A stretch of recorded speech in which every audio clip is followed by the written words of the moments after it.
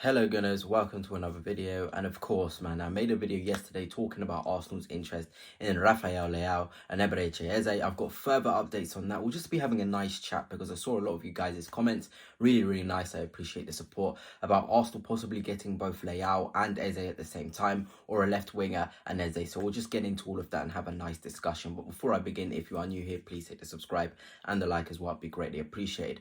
But yeah, let us start with basically where I left off last video, talking about Arsenal and potentially bringing in somebody of Leão and Eze's quality. I said it before, I've rewatched Arsenal's pre-season games. I'm somebody that enjoys rewatching and analysing, so I can give you guys the best sort of perspective and analysis when I'm talking about these players. And I just can't help but think, when I look at the amount of volume of touches that, of course, Martinelli and Trossard have. I said yesterday against Newcastle, they had 58 touches together. And you think about the threat that Arsenal had in terms of those 58 touches from the pair of them, it's not good enough.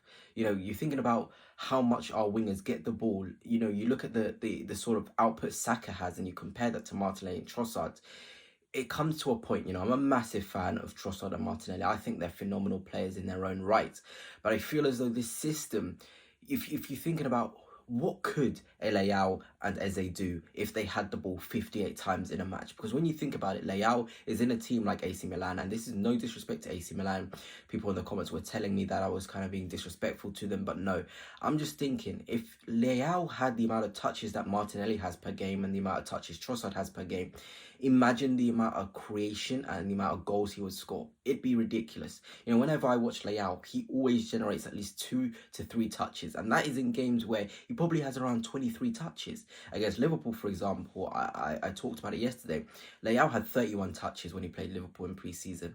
He got a goal and an assist, and he could have had more goal contributions. This is a player who you can trust in the final third. Also, a massive shout out once again, before I continue this video, to Dragon Jersey, who are sponsoring. You can use code Fanatics to get 10% off your kits.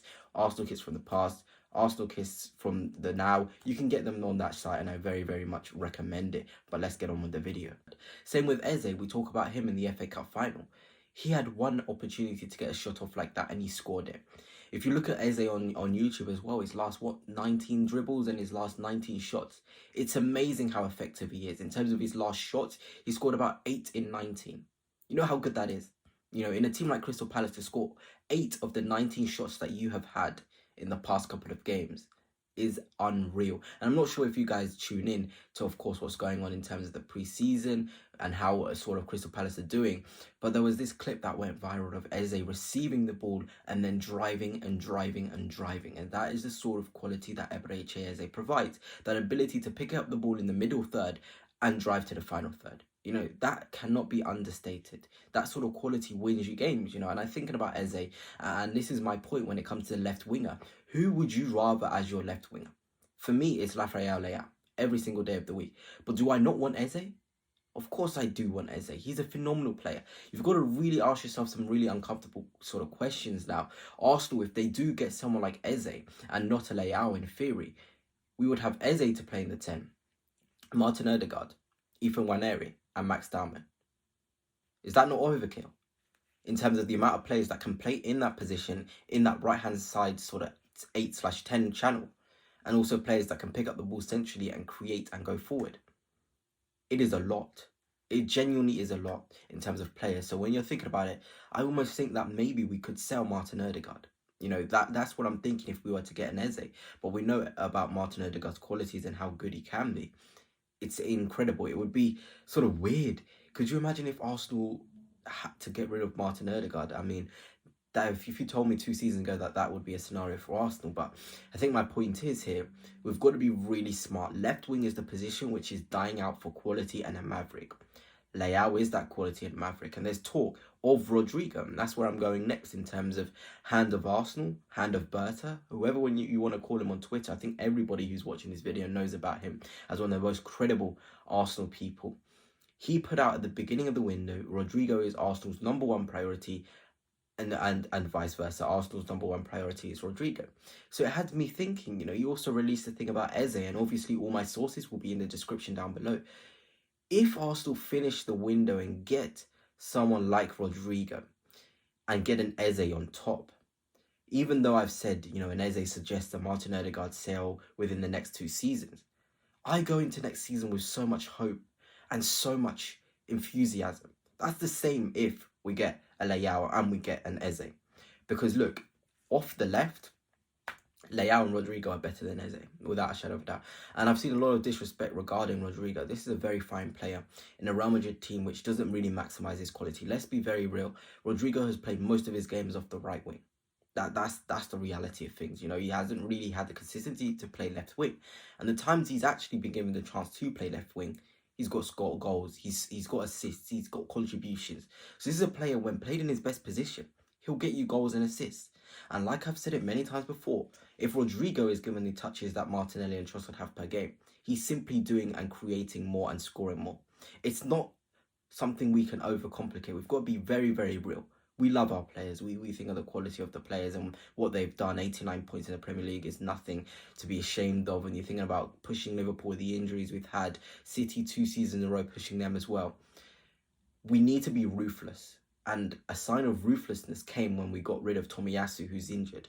There's also talk of getting rid of Gabriel Jesus and Reiss Nelson and Fabio Vieira and Leandro Trossard. You get rid of all those different players, you have to bring 2 in.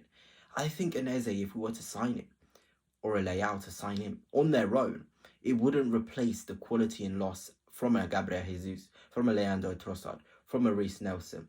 Too much quality is lost in terms of us just using one player to replace them. And we've got to be greedy. Look at Liverpool.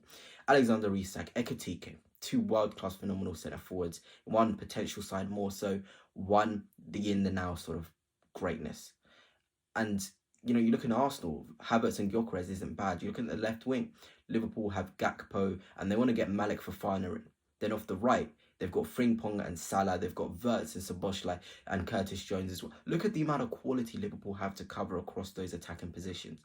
We should not be ashamed to demand a Rodrigo plus an Eze, a Leão plus an Eze, a Rodrigo plus a Leão. Look, I'm just going to be quite honest. 2 attackers, really. And I know we've got Madueke. I know we have Madueke. But what I keep reading is Arsenal really want to do a madness this summer. And would I say the signings we've made are a madness? If you told me, at the beginning of the summer that this would be our window and we'd stop here, I'd be very disappointed. I genuinely would be. I expected a left wing, a star left wing that we've been crying out for. We lost Raheem Sterling. Have we replaced Raheem Sterling? Absolutely not.